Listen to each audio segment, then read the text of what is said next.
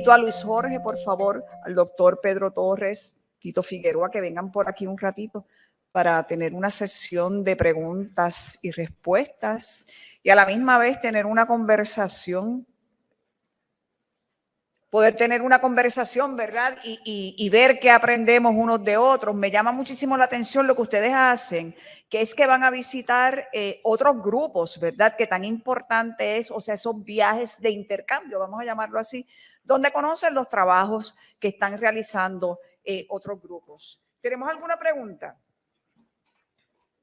Ok, en lo que vamos recibiendo las preguntas de los participantes que tenemos aquí en la audiencia y también de las que tenemos a través de la plataforma, me gustaría saber, voy a Mayagüez un momentito, ¿cómo logran ese acuerdo de colaboración? Y esto es para beneficio, ¿verdad?, de todos, de la producción de árboles que ustedes tienen con el instituto a través del programa de Private Forestry.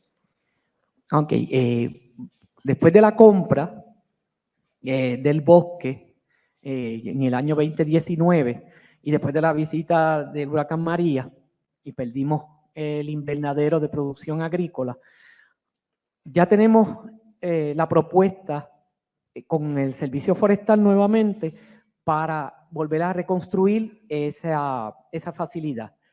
Y ahí entonces estamos dirigiendo nuestros esfuerzos que tan pronto se construya, vamos a producir árboles junto a esta propuesta del Servicio Forestal Federal, pues especialmente para toda la zona oeste y que sean árboles nativos y endémicos. Y así que ese proyecto es uno de los más importantes que tenemos pendiente en este momento. Doctor Torres, ¿cómo ustedes han logrado esa integración cultural, verdad, que es tan importante en todo este tipo de movimientos? Y más aún que la cultural, la generacional. Bueno, pues es bien importante el hecho de que no podemos dejar pasar por alto el factor educativo. Nosotros hemos creído que la educación es una herramienta que transforma pensamientos, que transforma las mentes de la persona, te da luz. A mí me gusta pensar en que hay un verso de la Biblia que dice, y conoceréis la verdad, y la verdad os hará libre. Y pienso que la gente que no conoce los recursos que poseemos como pueblo, como país, como isla, pues no los va a valorar. Nosotros creemos que la educación es un ente, es un vehículo que es constante y continuo. Nosotros hemos llevado a cabo certámenes educativos desde 1998 hasta el día de hoy.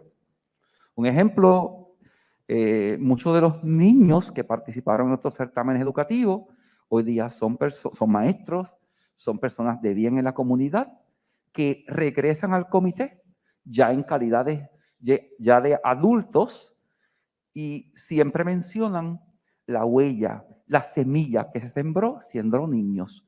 Así que yo estimulo al hecho de que la educación es una herramienta transformadora. Eso te va a transformar la gente. Nosotros creemos netamente y creemos en la escuela pública. Bueno, uno lo que tiene es una escuela privada, pequeñita, pero la gran mayoría somos producto de la escuela pública. Siempre hemos integrado escuelas privadas en nuestras competencias porque vamos al pueblo vecino, al pueblo de Yabucoa. O sea que tenemos decenas, cientos, miles de niños que han pasado por la experiencia y jóvenes que han pasado por la experiencia de estar en contacto con la naturaleza. Nosotros le decimos el Ritalin verde. Ritalin verde porque es el hecho de tú estar en contacto directamente con la naturaleza, tranquiliza a la gente, le da un esparcimiento, le da paz. El hecho de poder hacer ejercicios dentro de la misma reserva. Hemos creado incluso competencias regionales de campo traviesa, de todos los pueblos, desde Culebra, Vieques y toda la región este de Puerto Rico, sobre 700 atletas participaron en la reserva. O sea, creemos que ese cambio generacional se tiene que dar porque ya nosotros, obviamente, vamos de paso. Esto es un proceso. Y tiene que venir nueva fuerza, nueva gente, innovando, trayendo experiencias diferentes. Este proyecto del documental fueron jóvenes, y entre ellos tengo un ejemplo, esa joven que está allí, ella cuando niña participó en certamen educativo de nuestro comité, siendo una niña. Y hoy día es una persona preparada, y así como ella, cientos de personas, muchas personas, que se les sembró esa semilla. Yo creo que si en cada pueblo, en cada lugar en Puerto Rico, podemos crear esto, de verdad que va a ser un movimiento bien grande que nadie lo puede parar. Creemos en la educación. Educación desde los grados primarios hasta la universidad. Nosotros abrimos las puertas a los centros universitarios del país para que lleven sus estudiantes para hacer estudios. Hay varios de los hallazgos que han tenido en Punta Tuna, se han presentado en Guayaquil, se han presentado en Estados Unidos continentales, donde varios estudios pues, se han llevado a cabo allí en Punta Tuna de Mahoná, un pueblo pequeñito, chiquitito en el sureste de Puerto Rico. Y yo creo que cada pueblo, Puerto Rico es hermoso del agua al lado, de arriba abajo, y me encanta el concepto del archipiélago. El archipiélago es ese concepto de las islas, que somos muchas islas, ¿verdad? Y yo creo que en cada lugar, en cada espacio, una oportunidad para crecer. ¿Te contesté o seguimos? Ahorita. Luis Jorge, ese caminar, ¿verdad?, ambiental y ese caminar para la defensa de lo que hoy conocemos como la Gran Reserva del Corredor, parte prácticamente, aunque sabemos que habían algunos esfuerzos aislados, pero de momento Luis Jorge se convierte en un dínamo y en un motor, ¿verdad?, para impulsar. ¿Cómo se logró aglutinar, verdad? Porque sé que no es fácil cuando uno empieza en este tipo de activismo. ¿Cómo pudiste lograr aglutinar a tanta gente para que creyeran precisamente en lo que teníamos en el corredor y convertirlo a lo que tenemos hoy? Nuevamente, este tipo de esfuerzo, iniciativa, no depende de una sola persona, ¿verdad? Son muchos actores, y eso es importante dejarlo claro.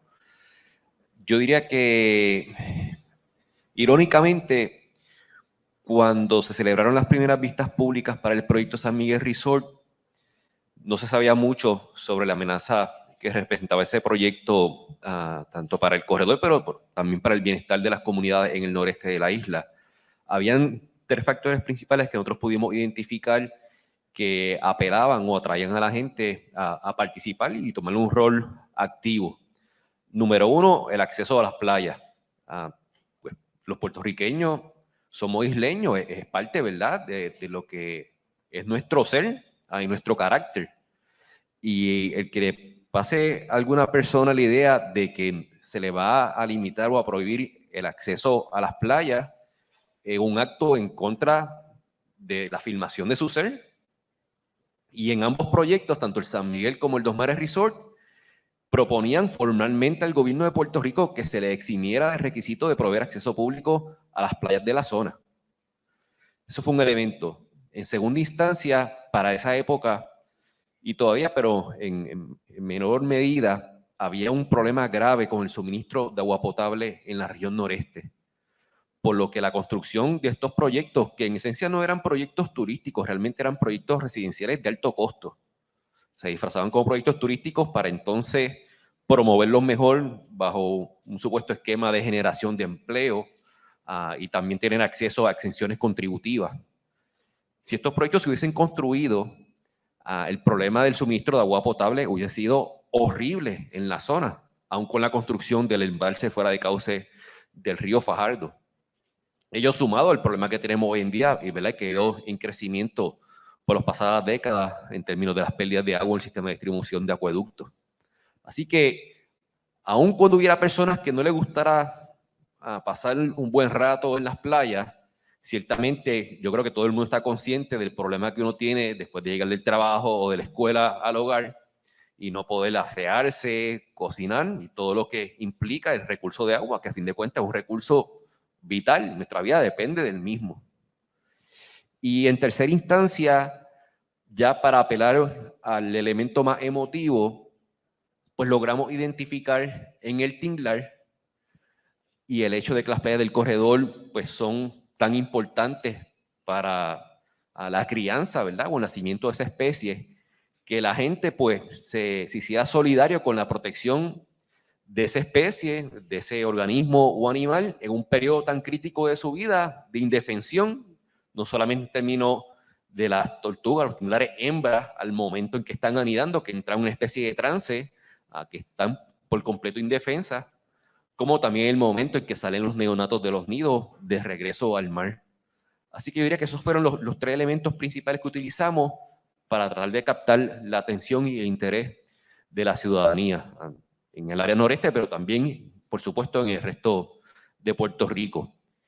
Y ciertamente ahí, vean que todos estos esfuerzos dependen en un momento u otro de personas. Siempre me gusta recordar una anécdota cuando estuvimos cabildeando en el Capitolio, creo que fue para la segunda versión del proyecto de ley para proteger el área del corredor. Se nos acercó un asesor legislativo para mencionarnos que una senadora que había estado puesta en ese entonces a aprobar el proyecto de ley, le escuchó decir: yo voy a aprobar ese proyecto con tal que dejen de llamarme, porque la gente llamando, haciendo peticiones y visitas, la tenía loca. Y posiblemente esa última persona que hizo esa llamada, jamás ni nunca, ¿verdad?, sabremos quién fue, ni sabe el rol tan importante que tuvo en ese momento crítico para lograr volcar el favor de esa senadora a favor del proyecto de ley. Así que con esto quiero decir que el trabajo y el esfuerzo de todos es indispensable, pero siempre hay un grupo de personas, como dice en inglés, un core, que es importantísimo y que sirve como un motor para darle continuidad a muchos de estos esfuerzos. Y puedo decir sin lugar a dudas que, por ejemplo, la ayuda que tuvimos del Sierra Club y particularmente la energía y el dinamismo de Camila Fireman, después con Adriana González, que todavía pertenece al Sierra Club y trabaja con el Sierra Club y pertenece a la coalición, fueron indispensables. El tener a Camila trabajando literalmente 24/7 por varios años nos permitió mantener un momentum, dado que pues, los temas que pertenecemos a la coalición, pues teníamos unas responsabilidades también profesionales con nuestras familias que, por más que uno quisiera, y me empezó el compromiso, pues limitan a uno el estar disponible en cualquier momento para llevar a cabo esa gestión. Yo espero que todas las personas que están aquí, los que están conectados a través de la red, hayan tenido la oportunidad de ver salir un tinglar del agua. Y si no la han tenido, hagan todo lo posible que esté a su alcance para que vivan esa experiencia. Cambia la vida. Importante, Tito, ¿cómo han podido trabajar y si verdaderamente han contado con el respaldo de la comunidad científica, de la universidad, ustedes allá en los proyectos que han tenido? ¿Ha sido genuino ese trabajo que les ha brindado la comunidad científica? Pues mira, ¿se escucha esto? Sí. Realmente el apoyo científico que hemos tenido nosotros en la comunidad ha venido de parte de la Organización para la Naturaleza. Comenzamos a incursionar en esto de la ciencia ciudadana a través del programa Ciudadano Científico, y ahí fue que nos dimos cuenta de la importancia de la ciencia, como mencionan otros de los compañeros, ¿verdad? La ciencia es un apoyo, es un respaldo a nuestros planteamientos. Así es que nosotros siempre hemos continuado educando a base de la ciencia a las comunidades y sus residentes, porque es una base, ¿verdad? Que la ciencia no es una opinión, ¿verdad? Hay opiniones, variadas opiniones sobre las cosas, pero la ciencia está basada en hechos, ¿verdad? Y en experimentación. Así es que una de las cosas que no deja mucho lugar a dudas en cuanto a un planteamiento es la base científica que pueda tener. Así es que no hemos tenido mucha relación con las instituciones educativas, pero sí con la ciencia que genera, el conocimiento que tiene esta organización que siempre nos ha respaldado, hemos trabajado mutuamente, que es para naturaleza.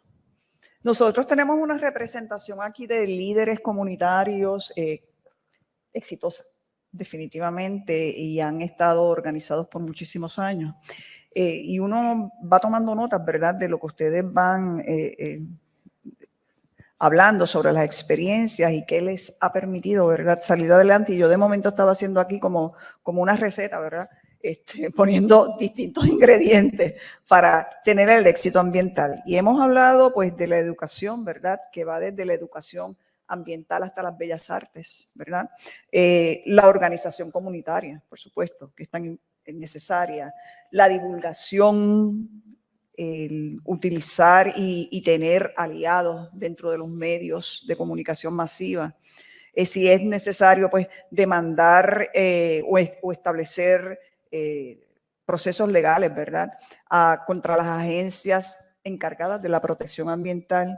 La integración de generaciones, que para mí eso es tan importante. ¿Qué se nos queda para compartir con otras organizaciones?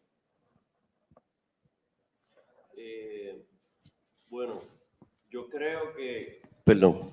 creo que ninguna organización puede realizar un trabajo por sí sola. Siempre necesita de alianzas, ¿verdad? Así que yo creo que igual que ocurrió con el corredor del noreste, igual que ha ocurrido allá en Maunabo, en Mayagüez, y ahora con Mapa Madre, ¿verdad? Es importante crear estos lazos entre organizaciones, que cuando una organización tenga que enfrentar un asunto que está poniendo en riesgo la conservación de un recurso, pueda de alguna manera generar una acción común de mucha gente, de muchas organizaciones, de muchos sectores. Así que cualquier herramienta que esté disponible para acercarnos es muy importante. Yo quería traer, ¿verdad?, algo que se me quedó a base del trabajo de Mapa Madre. Hay varios resultados que se han generado, ¿verdad? Aquí hay un documento que generó la profesora María del Río, una profesora residente en Morovi, que se llama Breve Análisis de la Historia Ambiental de Puerto Rico, Leyes, Lucha y Comunidades. Yo creo que es un documento, ¿verdad?, que nosotros pronto vamos a tener en nuestras redes para que todo el mundo pueda verlo. Un documento muy interesante y es producto de una persona que es voluntaria de la Organización para la Naturaleza, que es profesora universitaria y que generó este documento que recoge muchas de las luchas de nuestras organizaciones, ¿verdad? Así es que yo creo que es sumamente importante las alianzas y pues aquí estamos en un paso en esa dirección. Gracias. Yo también quiero comentar el hecho de que es importante, es imprescindible utilizar los medios de comunicación. En el caso de nosotros, tenemos un programa de radio, el cual se convierte en un vehículo oficial de información a la comunidad y la gente puede escuchar directamente el trabajo, las actividades que estamos llevando a cabo. Es importante darse a conocer a la comunidad, que la gente te conozca. Si tienes esa facilidad de tener un programa de radio que mes tras mes vas divulgando información de la organización, créeme que la gente te va a escuchar. Y la información sigue corriendo, sigue moviéndose. Otra herramienta muy valiosa que debemos como grupo tener presente y utilizarlo sabiamente es el uso de las redes sociales. Las redes sociales impactan a un montón de personas. Ahora mismo pues, tenemos que estar en Facebook, tenemos que estar presentes, que la gente que la gente sepa que estamos allí y que puede impactar a un segmento de la población que tal vez no está pendiente, por ejemplo, de las noticias, pero quizás está pegado del Facebook. Instagram también tiene que estar allí. O sea, en toda oportunidad que tengas para divulgar es bien valioso. Nosotros tuvimos al principio fue bien difícil. No es fácil. Esta lucha no es fácil. Yo diría que es un estilo de vida. Un estilo de vida que va a dirigirte a través de los años, a través del tiempo. Al principio nos decían que a Dios, doctor Torres está defendiendo los mosquitos, porque los mosquitos están allí en el manglar. La gente decía eso. fue bien difícil, porque gente de gobierno se alían con gente de los desarrollistas y entonces crean una barrera. Y qué difícil se nos hizo. Pero algo bien importante, además de hacer las alianzas, yo creo en las alianzas y son muy buenas, es que como grupo hagamos introspección, que nos evaluemos. Si tú haces una actividad, la que sea, siéntate a evaluarla. ¿Cómo fue efectiva? ¿Qué alcanzaste? ¿Qué aspectos positivos lograste? ¿Cuál es el menos positivo y cómo lo puedo mejorar? Yo creo que ese ejercicio de introspección por grupo te va a garantizar éxito en tu trabajo comunitario. Escuchar a la gente.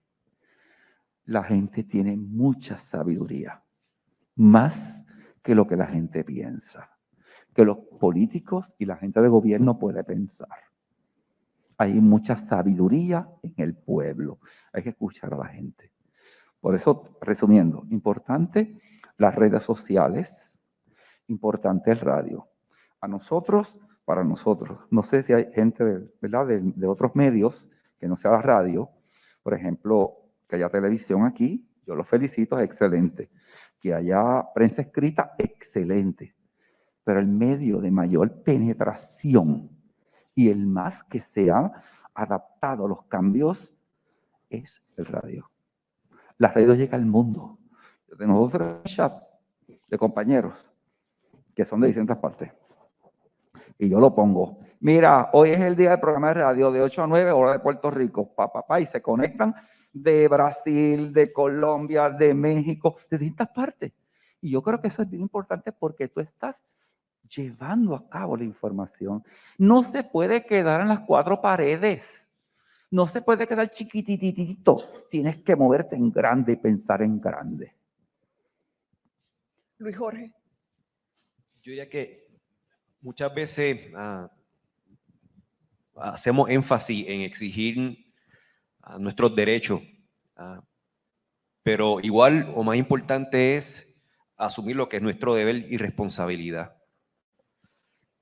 Y en ese sentido, también para estar en una posición, digamos, de mayor reclamo moral o ético, porque si uno no asume la responsabilidad que se supone que uno tenga, pues difícilmente uno pueda pedir lo mismo o más de otros, incluyendo los funcionarios gubernamentales. Así que creo que es importante, y no solamente en términos de cualquier lucha, ¿verdad?, de protección del medio ambiente, sino en lo que es la formación del ser humano.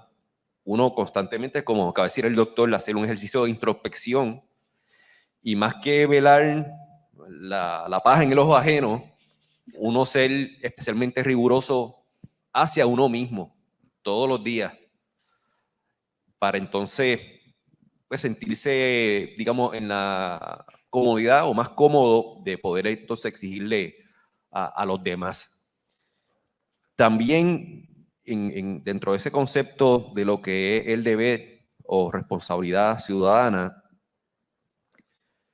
creo que es importante, no importa lo pequeño que uno vea que es una acción, siempre uno tiene que tratar de hacer algo, por más mínimo que sea. Y a su vez estar consciente de las limitaciones de otros.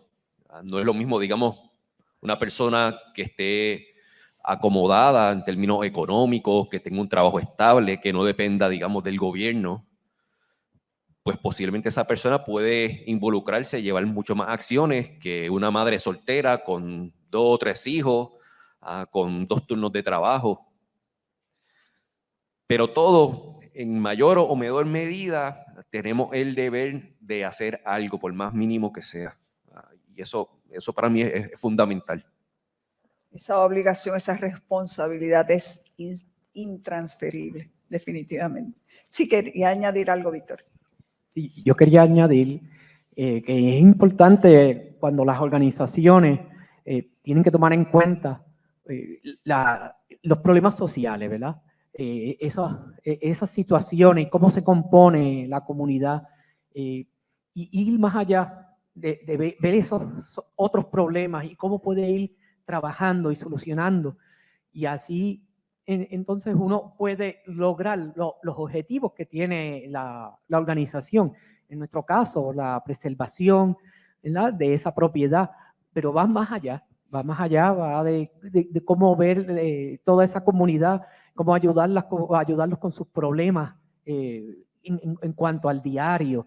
Y eso, pues, nos toca trabajar en esa parte también, para poder darle la ayuda que requieren las comunidades y que se puedan levantar y podamos entonces hacer un trabajo que sea de calidad y promueva, ¿verdad?, todos esos valores que la comunidad tiene. Me parece que el huracán María, ¿verdad?, nos dio la oportunidad a todos de ver cómo atendíamos Sí. esas situaciones sociales y particulares de nuestra comunidad, ¿no? Ahí en especial nuestra comunidad, pues luego entre la pandemia y el cierre de las escuelas de la comunidad, pues hemos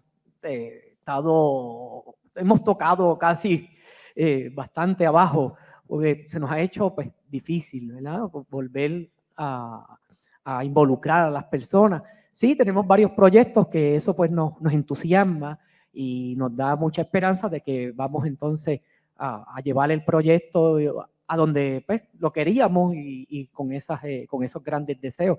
Pero tenemos que superar, ¿verdad?, estas situaciones, y el huracán también, pues, desde el huracán para acá, pues, ha sido un reto bien grande trabajar. Sí. Yo deseo felicitar. Ay, perdón. Quería mencionar, ¿verdad?, que a veces pequeñas acciones llevan a grandes cambios, y yo creo que es importante que las comunidades se visualicen como un agente de cambio, como un grupo de personas con poder. Y les traigo, ¿verdad?, una de las cosas que ocurrió en la comunidad Toro Negro hace muchos años, ¿verdad? Podríamos hablar de hace 40 años atrás. En esa comunidad, como en muchas comunidades rurales de Puerto Rico, donde hay cuerpos de agua, la costumbre de disponer de la basura, de los desperdicios sólidos, era tirarla en las orillas del río. Porque la gente pensaba, bueno, el río se lo lleva. Y se llevó el problema. Y se llevó el problema. Y ya yo no lo veo, ¿verdad? Y una de las cosas que comenzamos a hacer en la comunidad Toro Negro fue a concientizar a la gente de que no se debía tirar la basura en las orillas del río, porque eso no se lo llevaba el río, pero no era que desaparecía, era lo que lo cambiaba de lugar. Así que de las primeras cosas que logramos en Toro Negro fue crear unos depósitos de basura donde todo el mundo llevaba sus desperdicios sólidos, y de esa manera obligamos al municipio a que estableciera un recogido de basura en el área. Son cosas que a veces parecen pequeñas, pero le dan un sentido de poder a la comunidad que a la larga se transforma en crear cambios más grandes. Así que es importante en las comunidades, ¿verdad?, no decir queremos lograr algo gigante que se conozca en todo el país, sino vamos a hacer pequeñas cosas que estén ligadas a los problemas de la comunidad, pero que a la misma vez estén atadas a la conservación del ambiente que nos rodea, que después de todo es nuestra casa, ¿verdad? Sí, doctor. Sí. ¿Qué podemos hacer para seguir trabajando con las comunidades y la conservación de nuestro patrimonio natural? Esto que estamos haciendo hoy. Esta actividad es maravillosa porque nos da la oportunidad, es un foro. Se ha abierto un foro de comunicación. Se ha abierto una oportunidad para nosotros expresar nuestros trabajos, que lo hacemos con el corazón, que lo hacemos cada uno en su espacio, haciéndolo con el alma. Y tenemos que fomentar entre nosotros, en los niños, en los adultos, el amor a Puerto Rico. En la medida que la gente aprende a amar a nuestra hermosa isla, los que han tenido la oportunidad de salir fuera de Puerto Rico, visitar otras latitudes, visitar otros recursos, podemos comparar y ver que Puerto Rico es una maravilla. Es una joya que Dios nos ha dado. Y cada uno de nosotros tiene la responsabilidad de vida vicaria de conservarlo, de dejarlo en mejor condición que la que hemos nosotros heredado hoy. Yo creo que ese llamado debe estar bien patente en cada uno de nosotros. Tú eres Puerto Rico, yo soy Puerto Rico, vamos a cuidarlo, vamos a protegerlo. Unidos, no hay obstáculo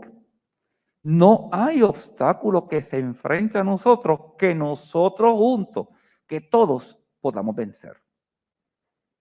Y en eso estriba el éxito. Esto se tiene que replicar. Gracias, licenciado, por la oportunidad de estar aquí después de la pandemia. Una actividad que la hacemos presencial y eso es importante para nosotros. Gracias por esa oportunidad y esperamos que otros foros se abran para seguir trabajando. Gracias. ¿Hay alguna pregunta o algún comentario de la audiencia para abonar a la conversación? Sí, tenemos. Por favor, le agradeceré si se pueden identificar para el beneficio de los que nos están siguiendo a través de la plataforma social. Buenos días, mi nombre es Karina Rodríguez, intérprete ambiental por 15 años en la Organización para la Naturaleza, líder de acción comunitaria.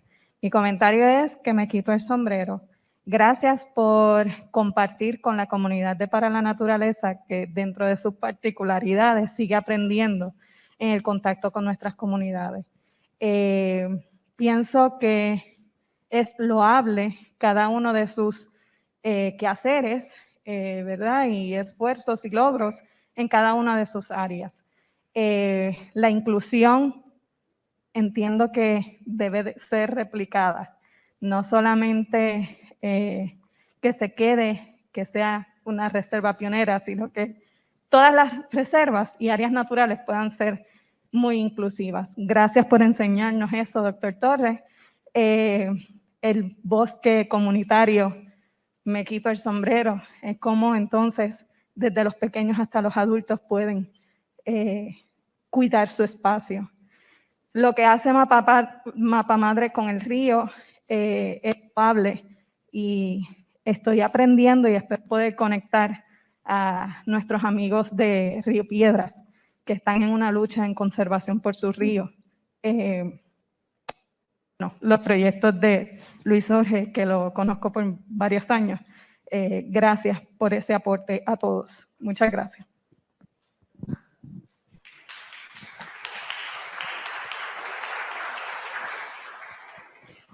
¿Cómo ustedes se están preparando? ¿Verdad? Y vamos a dejarnos de bobería, los años no pasan en vano, ¿verdad? Y llega un momento en que nos van pesando los años también, ¿verdad? ¿Cómo ustedes se están preparando para levantar nuevos líderes? Más allá de lo que, de tener, ¿verdad? Ya una organización estable, que ha sobrepasado décadas, pero sin embargo nosotros tenemos que identificar, ¿verdad? Más allá de diferentes grupos que están haciendo su trabajo, pero esa identificación de posibles líderes y cómo nos estamos preparando, porque eso es bien importante. ¿Están haciendo algo al respecto? La pregunta es para mí, pues tremenda. Es para todos, ¿verdad? Es para todos.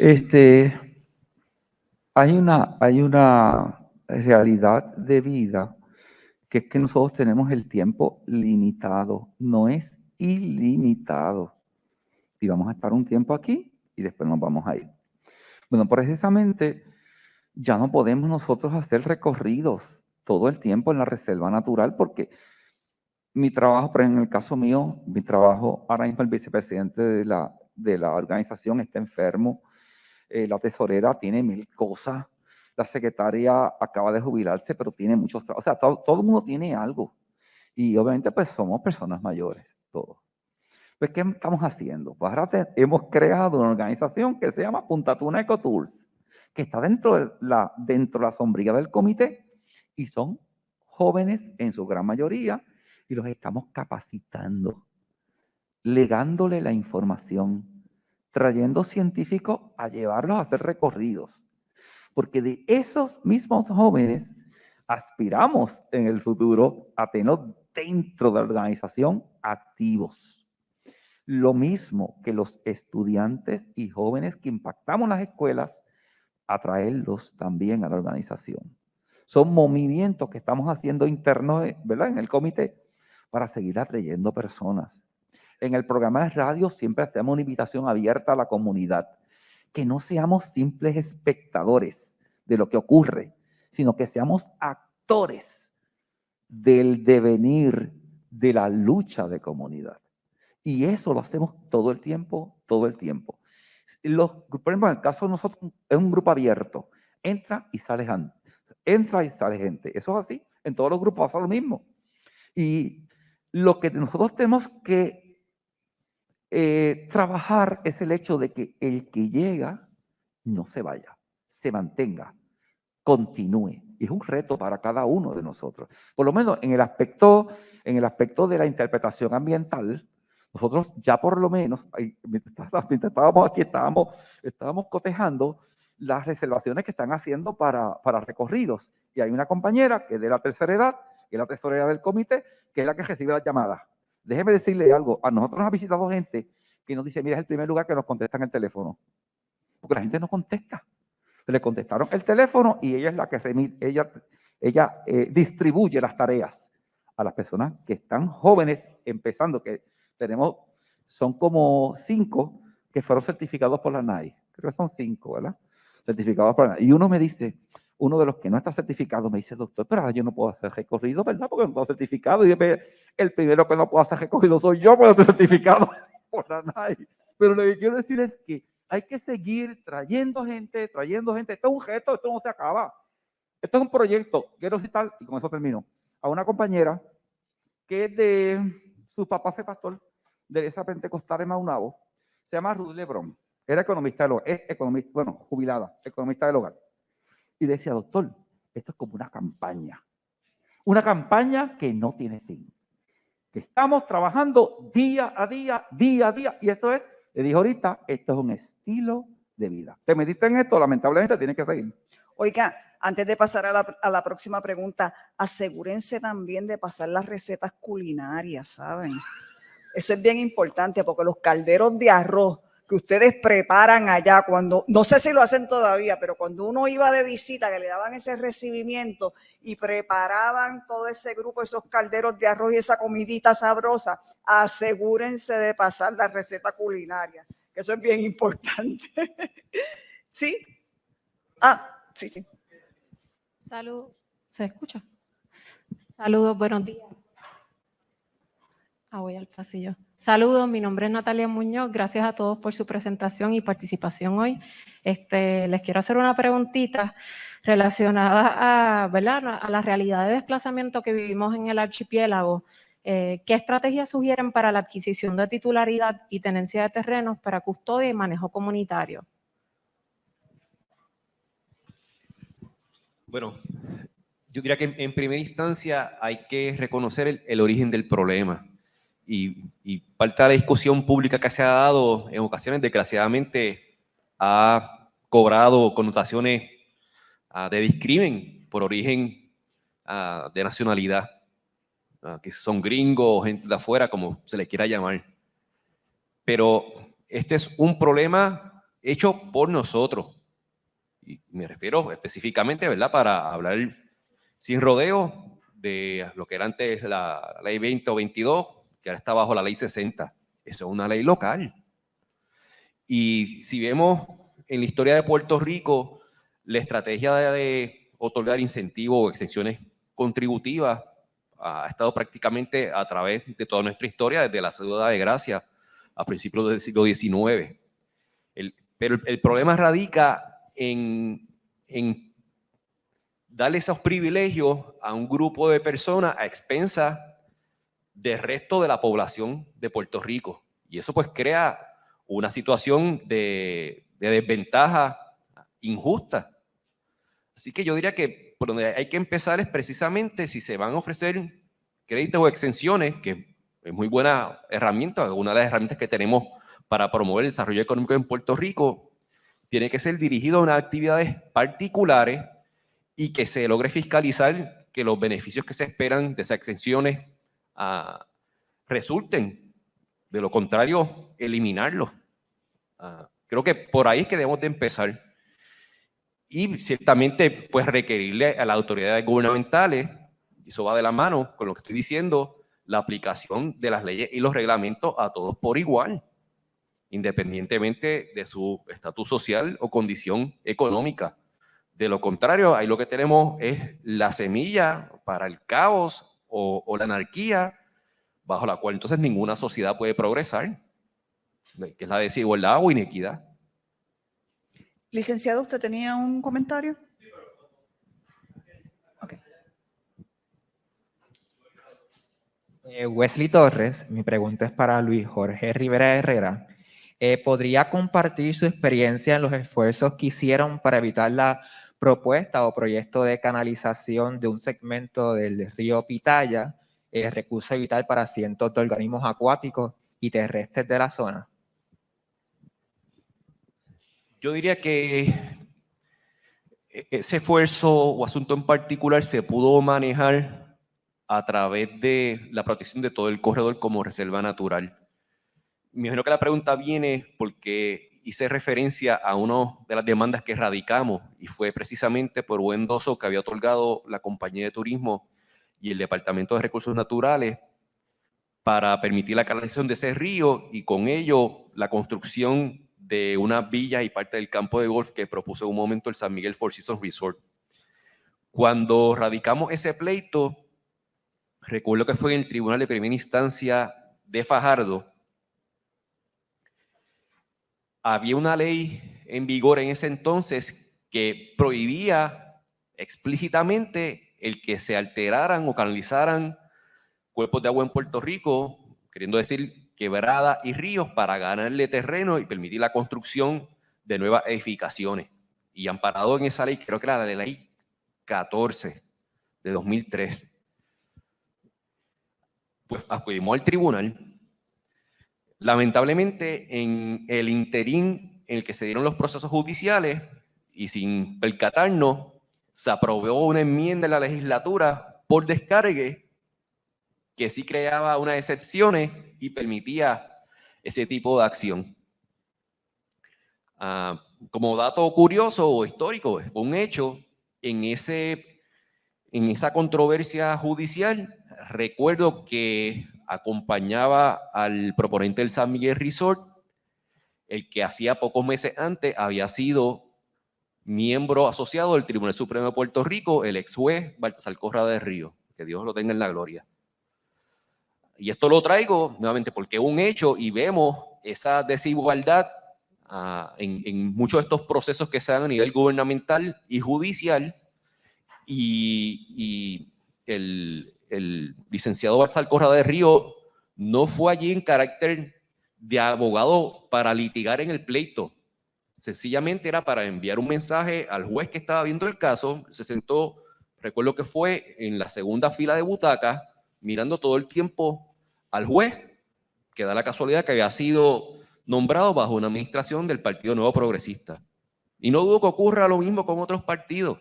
Aquí yo creo que tenemos que quitarnos las vendas finalmente y no adjudicarle la culpa que si el PNP o el Partido Popular. Aquí los asuntos fundamentales no se deciden a base de si es rojo o azul, es si es verde. Y cuando hablo de verde es de dinero. Y he estado incluso, aunque ha sido las menos ocasiones, recuerdo una vez involucrado en una vista en la cual el abogado que estaba representando al proponente era un conocido abogado independentista. Así que, a fin de cuentas, aquí lo que estamos hablando es quién tiene el control sobre el poder y con ello imponer su voluntad.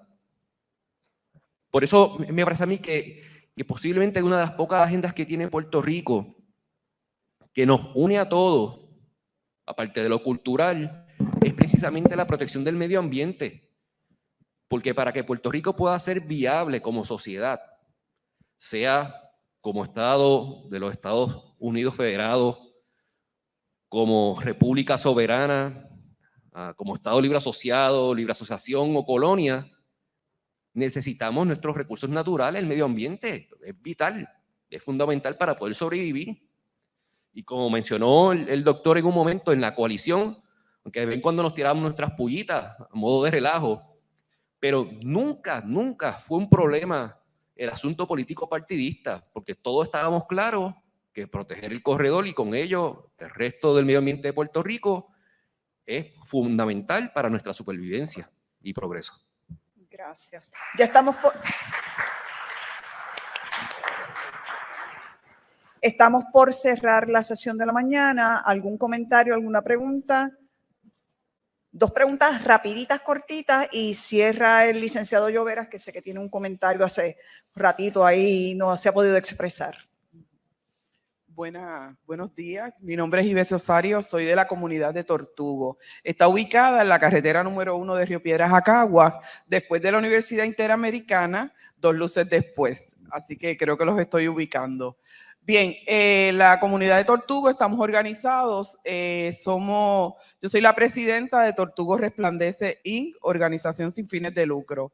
Es una comunidad pequeña, pero tenemos 32 sectores.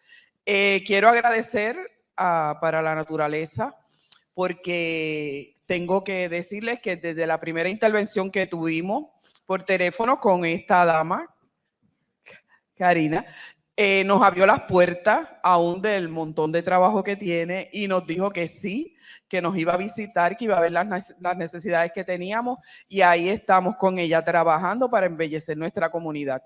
Gracias, verdaderamente te damos las gracias y bienvenido la naturaleza a nuestra comunidad.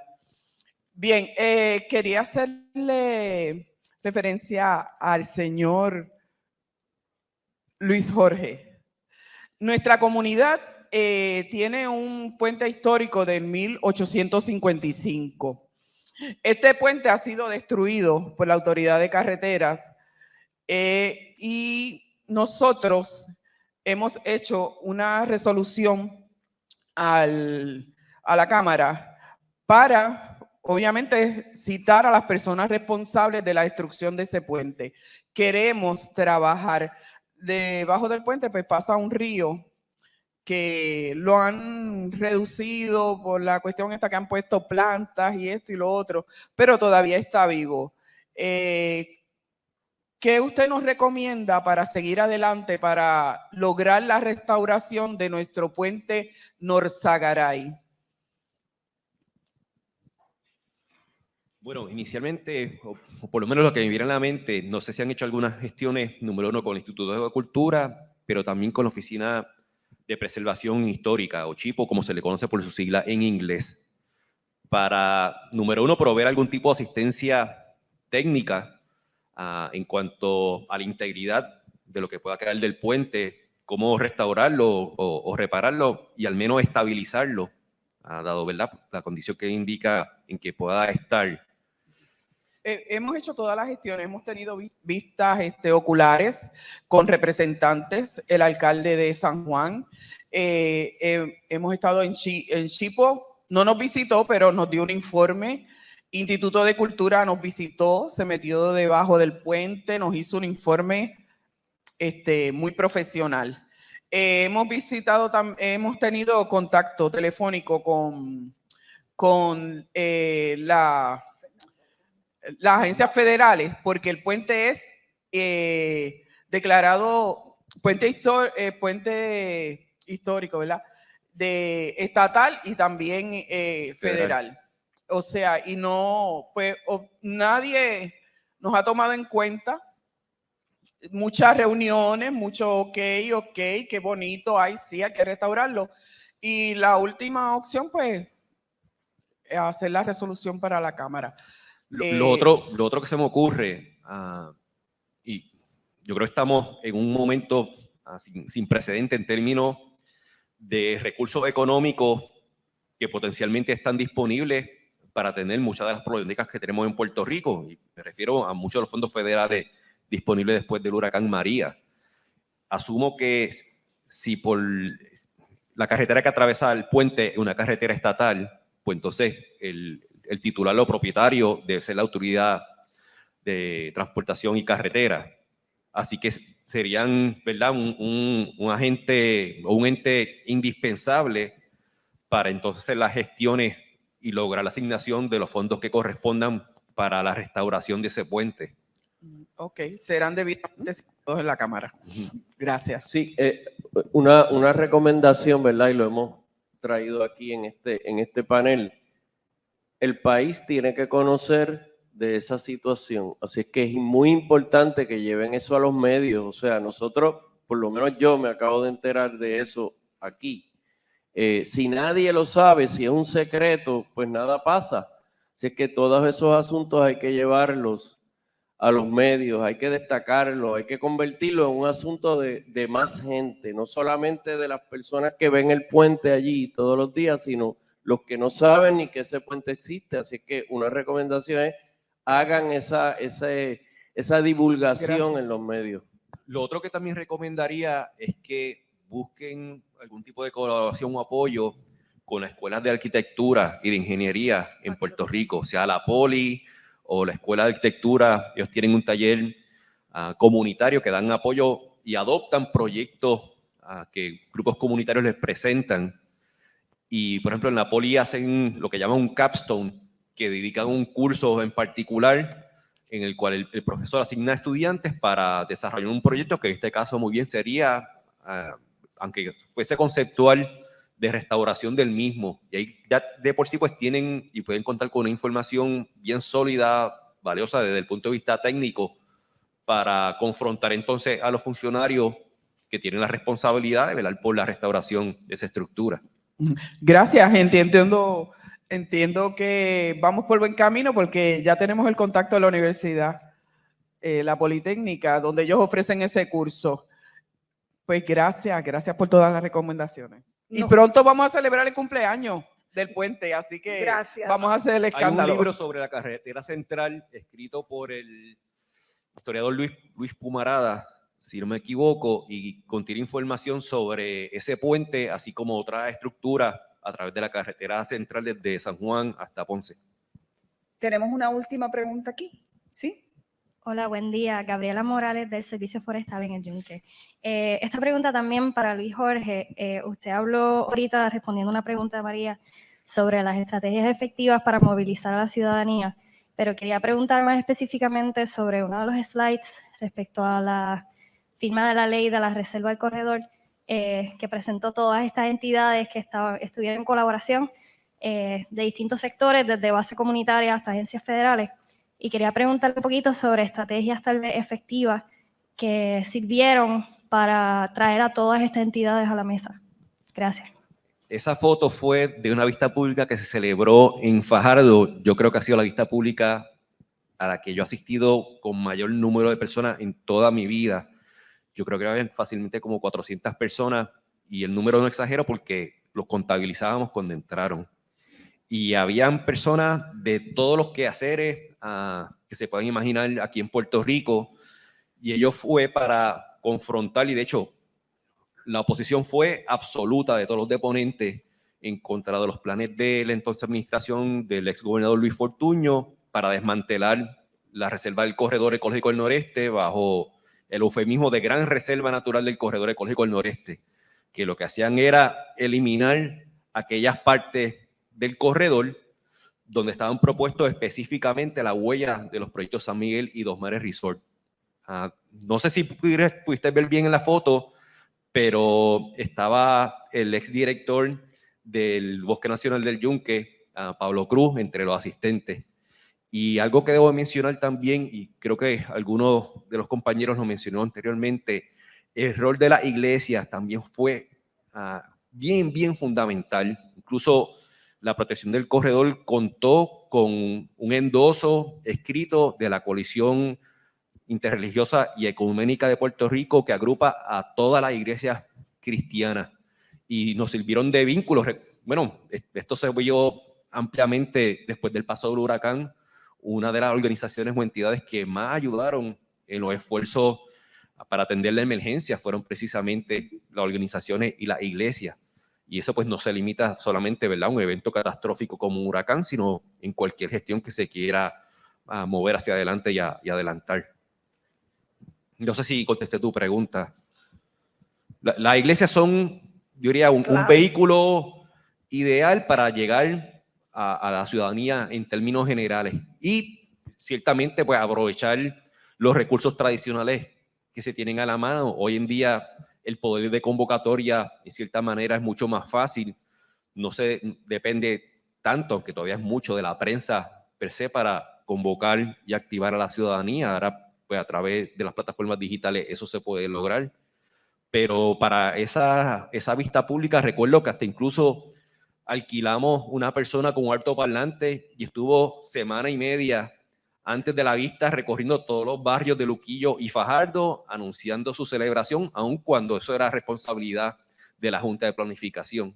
Pero por eso fue que logramos meter esa cantidad de personas en ese entonces. Sí, adelante. Sí, gracias. Yo creo que la pregunta no la vamos a poder contestar hoy porque yo creo que quizás tengamos que hacer otra cumbre. Pero la pregunta es cómo podemos fortalecer la gestión comunitaria en Puerto Rico, ¿no?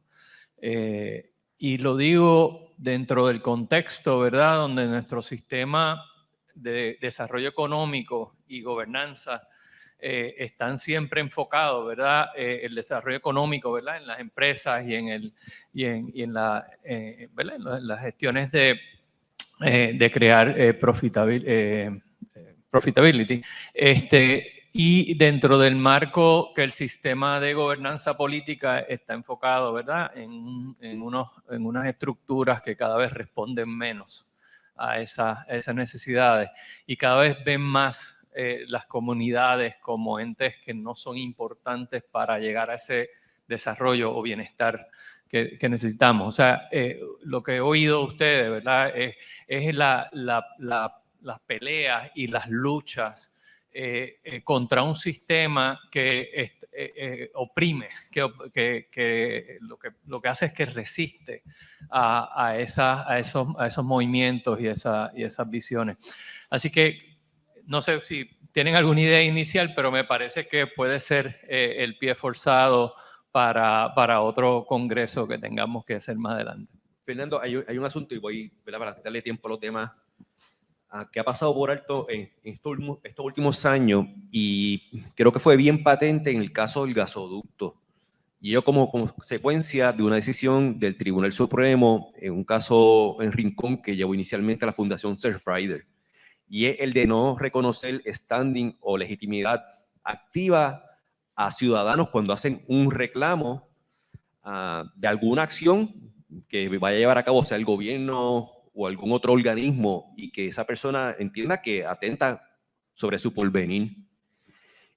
Es decir, que cuando se dice que uno tiene disponible el sistema judicial para solicitar algún remedio, eso no es cierto.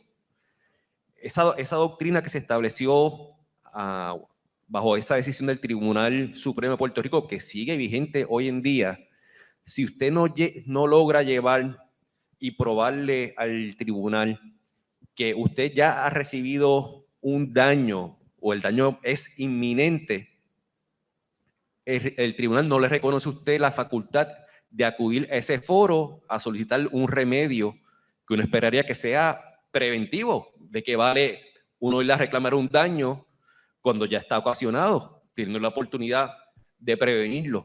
Ese es tremendo ejemplo de la poca importancia que le dan a los ciudadanos y a las comunidades, dependiendo, ¿verdad?, de estos sistemas y estructuras que no están funcionando. Ese es el caso del standing es un buen caso.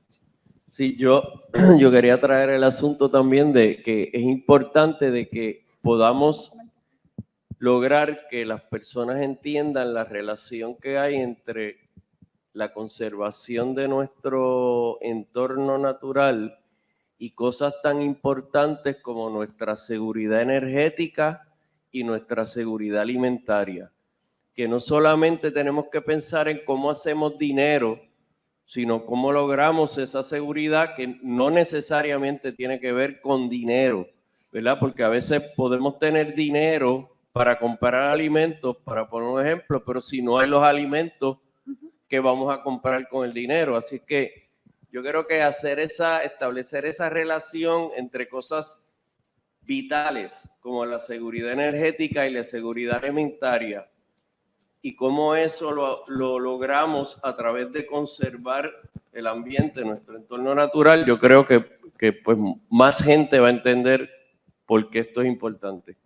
Yo pienso que los grupos comunitarios, cómo nos vamos a organizar para ayudar a la conservación y protección de los recursos, es un proyecto a corto, mediano y largo plazo. No lo vamos a resolver hoy, quizás no lo resolvemos mañana, pero quizás pasado mañana los podamos resolver. Lo que quiero decir es que nosotros tenemos que empezar por el principio. ¿Qué es el principio? Hay que educar. Yo soy educador y yo pienso en que la educación te va a transformar la mente de la gente, va a trabajar desde el niño, desde ese niño que tú vas formando, vas trabajando en él y obviamente contar con los maestros. Los maestros son agentes de cambio y son vitales, son importantísimos en todo proceso comunitario. No menospreciar ningún grupo, todos los grupos son importantes. Los grupos de los pescadores, los profesionales, los agricultores. Tú vas creando, vas formando, ¿verdad?, un equipo grande de trabajo. Empezando chiquitito y vas creciendo, vas aumentando, porque vas creando alianzas con ese tipo de, ¿verdad?, de grupo que pueda identificarse con el recurso que tú quieres defender. No podemos dejar, volvemos a insistir, en las iglesias. Las iglesias para nosotros han sido vitales. Todas las iglesias. No se puede discriminar porque esta no, porque yo soy católico, aunque soy protestante. No, que yo soy, no, todo el mundo es importante. Todo el mundo es importante. Las iglesias son vitales porque ellos tienen una audiencia que es bueno, no es cautiva, pero van a la iglesia, ¿verdad? Pues esa gente que va a la iglesia, el mensaje les llega y es importante tú llegar a ese líder religioso. Otra cosa, no puedes ir solo. No, eso no funciona en Puerto Rico. Nuestra experiencia es yo voy solo. No, yo soy el que voy a defender Punta Tuna. No, papá. Mira, se te ríen en la cara los políticos. Se te ríen. El político empieza a tomarnos en cuenta cuando hay una vista pública y tú le llenas el salón. Y tienen que mover la vista pública de ese salón porque no caben la gente que está allí. Ay, caramba, como que hay gente. Porque eso significa votos. Esa es una realidad. Tienes que tener apoyo. Tienes que tener gente que te apoye, que siga, que persista. Y yo creo que eso es clave en las luchas de comunidad. La lucha no es de una persona, es de un equipo de trabajo, es de gente que está apoyando, está impulsando. Quizá yo estoy aquí, pero hay un montón de gente que está siguiendo, que está impulsando, que está ayudando. Y eso los políticos lo saben y lo valoran porque van a elección cada 4 años. Y eso es bien importante. Bueno, sí, adelante, disculpe. Un pequeño comentario. También, como dice el doctor, o sea, la educación es la clave. Y en nuestra experiencia, veíamos que sí que la comunidad está bien receptiva a recibir información, educación en diferentes temas. O sea, que ellos se envuelven, ese residente está ávido para recibir la información sobre diferentes temas, en especial pues los que tienen que ver con la conservación de sus comunidades y otras cosas que tienen que ver con los eventos sociales que ellos tienen. Así que eso era parte de lo que queríamos aportar y eso nos ha ayudado mucho a nosotros.